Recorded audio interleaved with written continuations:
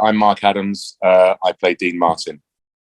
And I'm George Daniel Long, and I play Sammy Davis Jr. And you've both been doing, obviously, the Rat Pack for a considerable number of years now.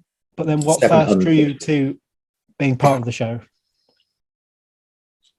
Well, 20 years this year, in actual fact. It was 20 years in September, was it, George? August, September? Yeah. Although you were in it before I was. Year before, yeah. Yeah.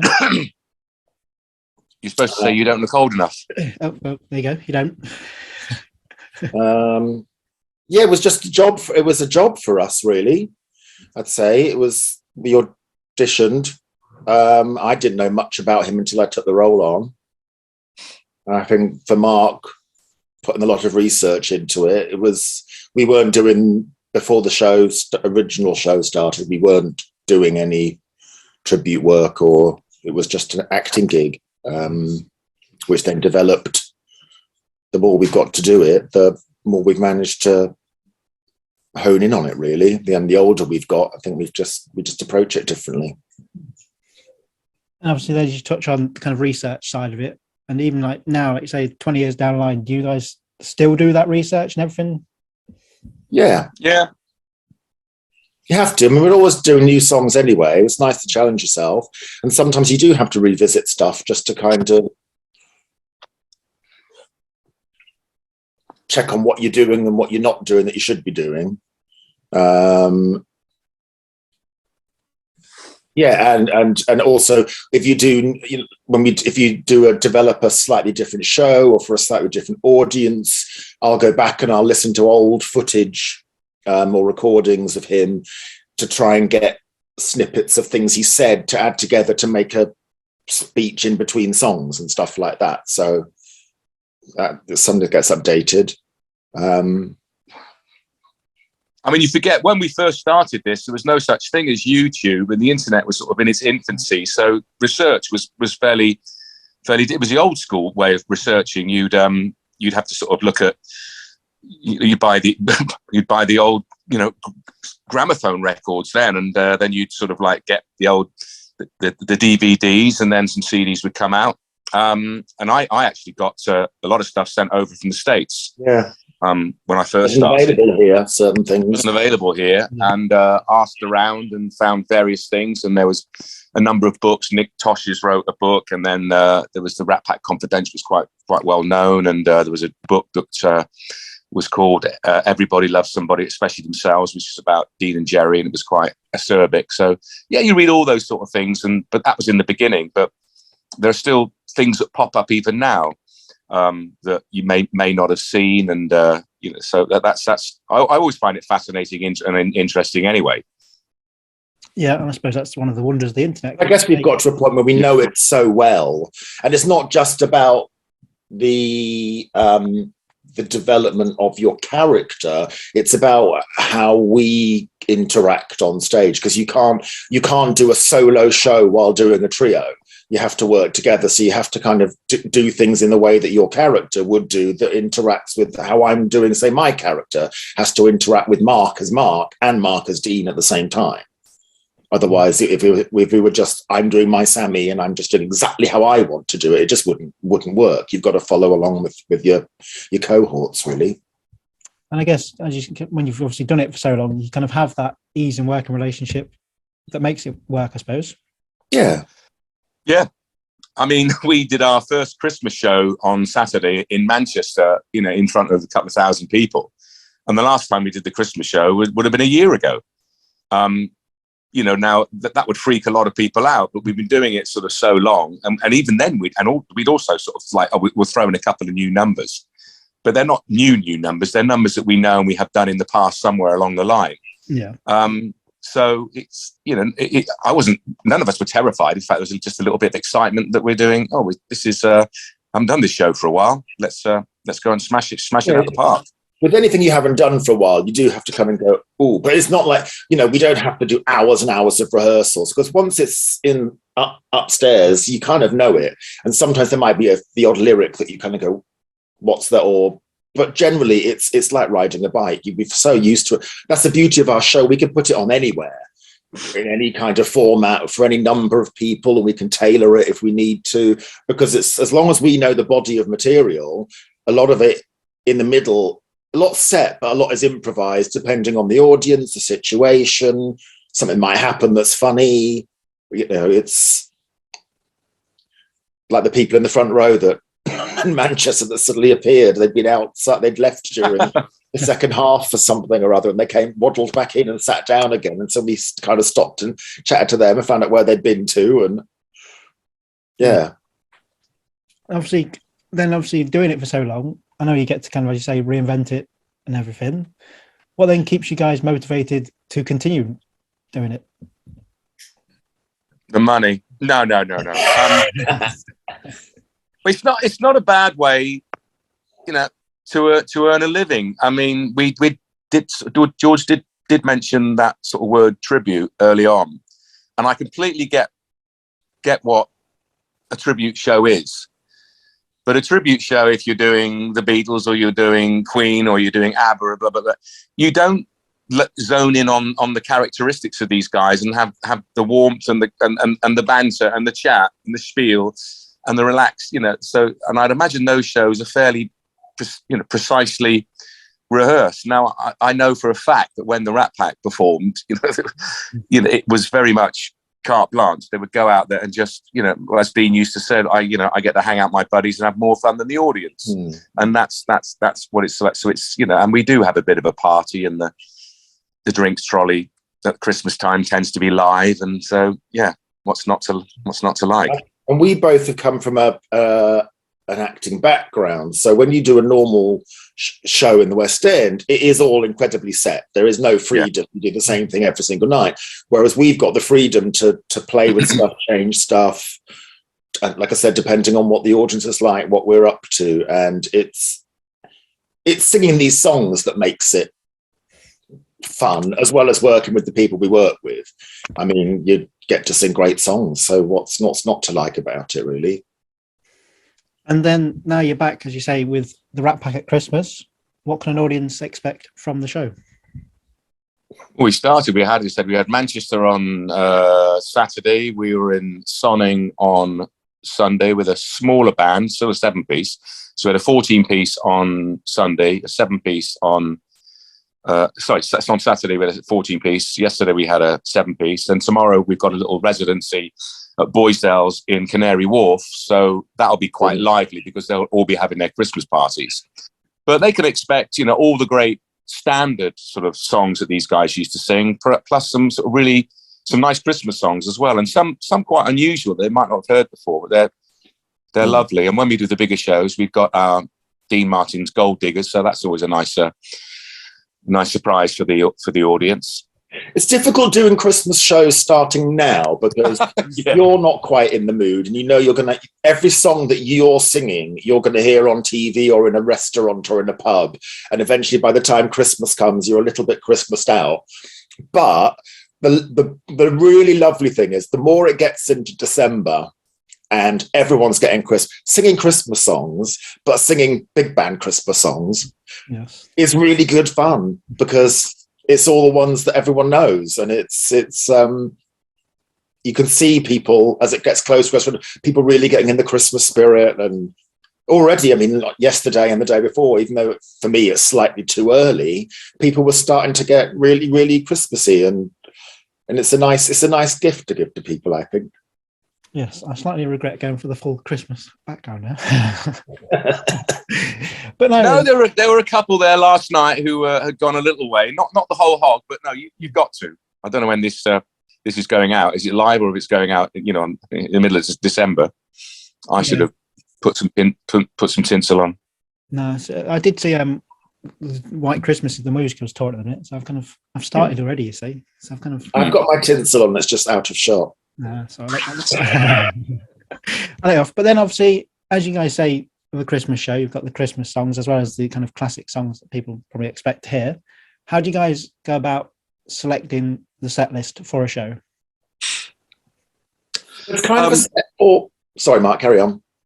Yeah, it's changed slightly, but I mean, there are some bolt-on ones that you really have to do. But for example, I mean, Sammy Davis' version of Jingle Bells is different to the standard version of Jingle Bells. They all kind of swing, and you know, Dean does a really nice version of the Christmas Blues, which might not be that great, but it's a really nice it's a nice song, and there's a fantastic arrangement of Silent Night, Peace on Earth, which we do sort of later in the second half, which I think takes the audience by surprise. I think they're always expecting Dean to have all the, you know, the hokey songs and the sort of you know, easy listening songs, and this one's, you know, it's quite beautiful. So that's always nice. You know, and of course we do White Christmas, and George does a lovely version of Christmas Time All Over the World, which even if you've never heard it, it's fantastic because it's such a great song, it's a great arrangement, and they perform it wonderfully. Yeah, we tend to have how our show works. We have a kind of two set formats depending on where we are, because we developed a show called Sinatra and Friends for Sinatra's centenary a few years ago, and that revolved around Frank starting and hosting a show with his friends joining, even though it was a vehicle to get us all together, but with a different spin. So the formats are the same, and we just kind of interchange songs around depending on season, client, audience, and then you might go away and go, oh, I pick songs that he does phrasing on, because we're not impersonators, we're more interpreters, I would say, because you can't just go out and go, oh, I sound a bit like, and that's it. You have to be the whole package. So I'll have to pick songs I go, oh, if I sing that song, I will just sound like George. Whereas if I pick that song, I can phrase it in the same way that he does it, and I'll sound more convincing like him. And occasionally you go along, you listen to a recording you haven't heard for ages, you go, oh, I love that song. I'm going to learn that and put that in next week. But there's only so many you can fit into a whole show anyway. And the more you add, the more someone's always going to be like, oh, you didn't sing that one. You didn't sing that one. And there's such a limited time to fit everything in. So we have to be kind of quite specific with the ones that we choose. Yeah, of course. And also, as well as the Christmas show, you're doing a big New Year show again at the Mill at Sonning.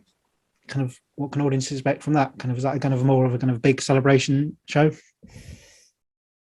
It'll probably be the same, but we'll take out any songs that are Christmas, and we'll leave seasonal ones in, like Let It Snow and Baby It's Cold Outside, because they're not Christmas songs, you know. But I don't think we'll sing the songs. So we won't be singing Have Yourself a Merry Christmas or I'm Dreaming of a White Christmas on New Year's Eve. Yeah. So it'd be a lot more of the winter songs, with winter songs in between, just because you can still get away with them. But going off tangent here, I remember years and years ago when I worked with David Essex, name drop. Obviously, he would have loved to have had a Christmas #1, because you can retire on a Christmas #1. Yeah. But to have a Christmas #1, they won't stick. They didn't used to put it on the radio until December. So he decided, let's have a Christmas song, but we won't. It will be a winter song, which then we could sort of, we could release it in sort of November, which he did. I mean, it didn't go to #1, but it was quite a big hit. We'll just do wintry kind of cold period December songs, as opposed to Jingle Bells and Tinsel and Santa Claus falling down the chimney or whatever. You had to step aside for Shaky, didn't he? Yeah, I know. Yeah. Yes. 17 key changes in one song. Amazing. But obviously, you guys, like you say, even play it for so long. Do you guys have any favourite kind of memories of working together from the time? Personally, I always like it when we go abroad and tour, because then you're not worried about getting home, or getting back after a show or driving to a show. It's just nicer. You're there for one reason, that is to do the show. You're all together. It's we've got some great people we tour with. We do have fun. We generally get so well looked after, and it's proper. You're doing a whole body of work in a short period of time. We're all left alone, because George and I, we own the company, and we sort of kind of produce, direct the show and choreograph the show. So it's our baby. So we call the shots. These dates over Christmas, rail strikes, sometimes it's the weather's not great. You're worried about getting to sound check on time and getting home afterwards. Now, I prefer it when we go away and it's just like, right, bosh, and you just we're get here on to do the this speaker job. And you coach. can focus totally on, yeah. And also, and you become such a little tight. The more we work together, it becomes family, especially when everyone's included, the girls, and that's when a tour means that all the pressure's taken off the logistics, and everyone just becomes this little bubble. But the great thing is, when we ever do somewhere abroad, we always try to factor in, if we're somewhere for a couple of nights or with a day off in a good city, then we might stay on there for the day off or the day before, and then people's friends and family come out. So like we were in Berlin for Christmas one year and New Year's Eve, and so we were there for a whole week, and everyone's families all came out for Christmas, because Germans don't do Christmas Day, they do Christmas Day on Christmas Eve. So our first show was Christmas Day, but we all flew in on Christmas Eve, and everyone's friends and families came out for the whole week. And it's just really nice to be able to. And then we were in Vienna a couple of weeks later, and people came out for that. And it's all really lovely to be able to say, hey, come out and join us on tour. And yeah, it's and if this Brazil thing happens that we're in negotiations with, then they've said that if people want to stay longer, get there earlier, arrange for other people to come out, they'll help facilitate that. So that'll be amazing. Yeah. And also going back to what George said, when we were in Germany and we were there, we did two shows. We did the Christmas show up until New Year's Eve, and then when we went on tour, we did the normal show, which was actually Sinatra and Friends at that particular point.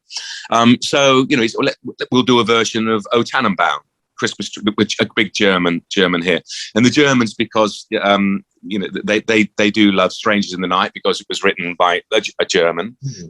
And I'm sure if we go to Brazil, we'll do Brazil, we'll do Girl from Ipanema and all those songs. We can just sort of, we haven't got to ask somebody, oh, is it all right to do this? No, we'll take that call. Mm-hmm. And 99 times out of 100, the call is right.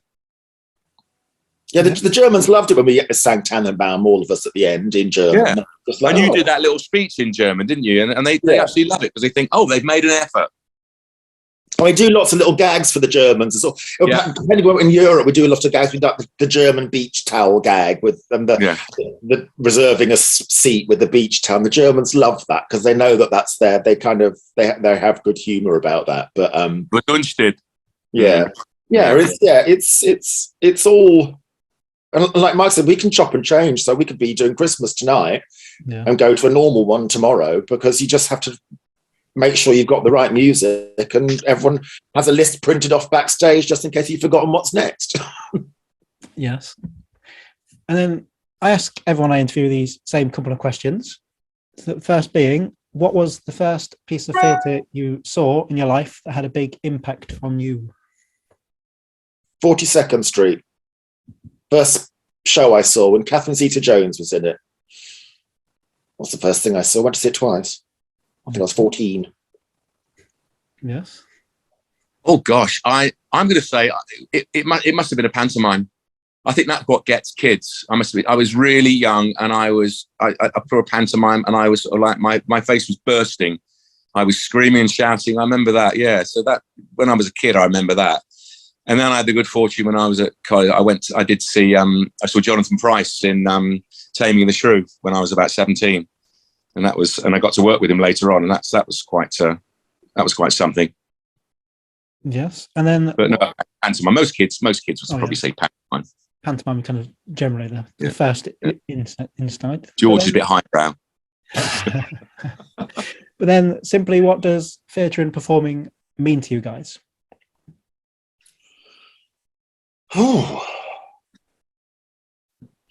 I would say that's an ever-changing thing, because when you're young and you first start doing it, it is just like excitement of, I finally got to do something that I've trained for, and you've auditioned for things and you get the gig, and then once you've kind of settled into that, you can then look at improving your craft. And then at certain points, it does become about the job. It just becomes, I'm good at this, I managed to earn a living, how do I protect that? Yeah. So the excitement, I think you become so proficient at it that it might appear to some people that you're nonchalant, when actually it's just because you've spent so many years doing it, you know how it works. it's a tough industry. It's a very tough industry, and to have worked as much as we have in it is really fortunate, because a lot of people give up at the start, or you have to wait around till you're old enough to suddenly get older roles, and do you stick? You might get nothing, and then you hit a certain age and look where everyone suddenly wants you, and it's whether are you still doing it or have you left by then? It's a very difficult profession, and COVID did really finish everybody off. It really put a spanner in the works for not just performers, any freelancer. It just kind of, and the same with now the cost of living. Freelance people like performers, if people can't afford to go and see shows or book you for events, again, we're the ones that kind of, so it is, the past couple of years has forced quite a few people out, I think.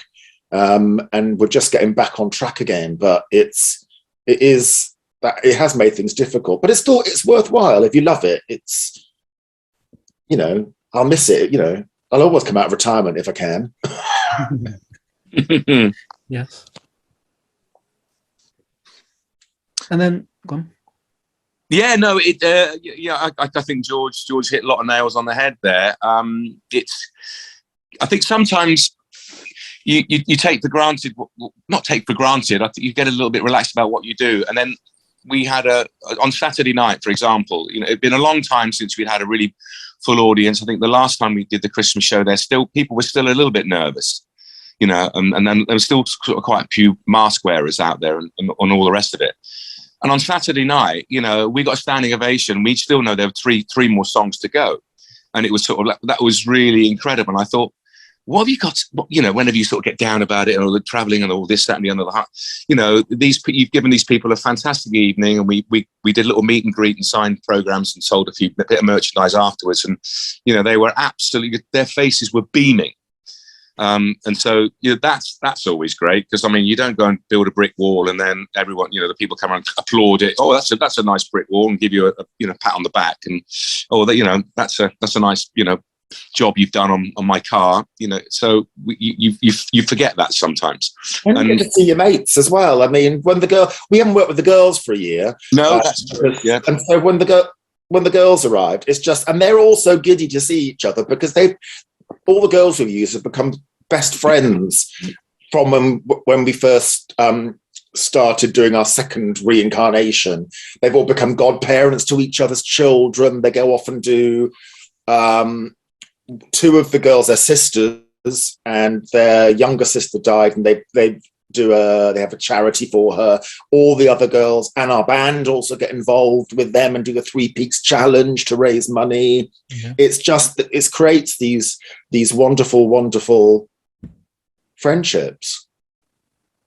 Yeah, that kind of wraps up brilliantly. But then my final question for you guys, for anyone out there who isn't booked yet, why should anyone book to see the Rat Pack at Christmas? What have you got to lose? No, no, it's, you don't have to think about it. It's not cerebral, I'd say. It's not a play where you've got to, we're all being dramatic as this. It is just singing songs, having a laugh, and just enjoying yourself. And if you, something that somebody said to us on tour once was, they came up and said, I'm a really big Rat Pack fan.